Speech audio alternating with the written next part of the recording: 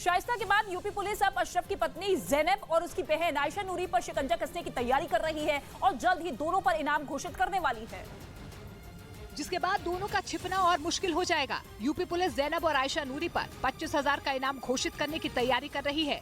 दोनों पर उमेश पाल हत्याकांड की साजिश रचने का आरोप है और दोनों ही वारदात के बाद से फरार चल रही हैं। ऐसे में पुलिस ने अब दोनों पर इनामी राशि बढ़ाने का फैसला लिया है।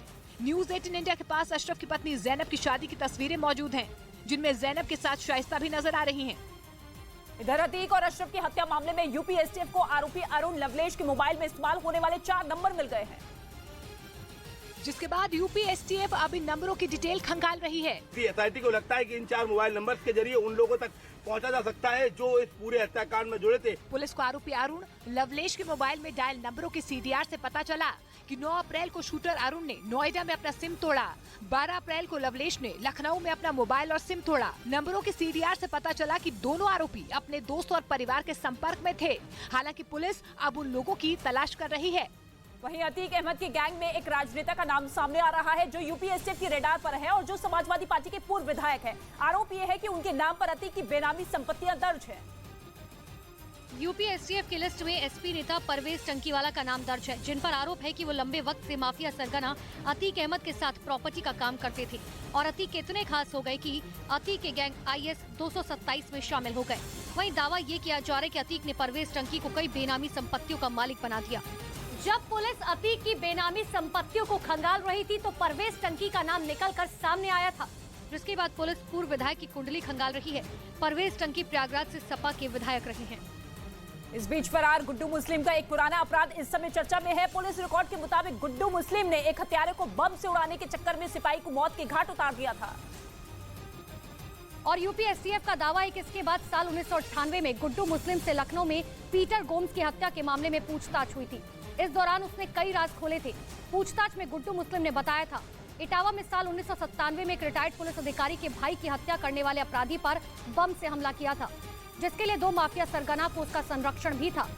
यूपी एसटीएफ के मुताबिक इस हमले के लिए गुड्डू मुस्लिम को पुलिस अधिकारी के बेटे ने पिस्टल और रिवॉल्वर दी थी। फिलहाल गुड्डू मुस्लिम की तलाश में यूपी एसटीएफ छापेमारी कर रही है। इस बीच रूस ने यूक्रेन के कई शहरों पर ताबड़तोड़ मिसाइल हमले किए, जिसके बाद यूक्रेन ने भी जवाबी कार्रवाई की तैयारी पूरी करने का दावा किया। यूक्रेन ने कहा कि वो जल्दी जवाबी कार्रवाई करते हुए रूस की सेना को पीछे धकेल देगा और अपनी खोई जमीन वापस ले लेगा।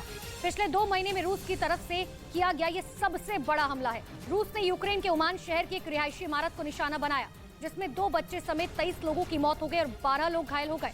वहीं निप्रो शहर में किए गए मिसाइल अटैक में 2 लोगों की मौत हुई और 3 लोग घायल हो गए। वहीं बड़ी खबर सामने आ रही है। सूडान से आज 365 भारतीय दिल्ली लौटेंगे। रात करीब 9 बजे के आसपास भारतीयों को लेकर सूडान से दिल्ली विमान पहुंचेगा। इस बीच ऑपरेशन कावेरी के तहत सूडान में फंसे भारतीयों ने देश वापस लौटने पर प्रधानमंत्री नरेंद्र मोदी का शुक्रिया अदा किया और दिल्ली एयरपोर्ट पहुंचते ही भारत माता की जय और मोदी जी जिंदाबाद के नारे लगाते हुए अपनी खुशी जाहिर की। मोदी जी जिंदाबाद। इस दौरान ऑपरेशन कावेरी के तहत सूडान से भारत पहुंचने वाले लोगों का फूल देकर स्वागत किया गया।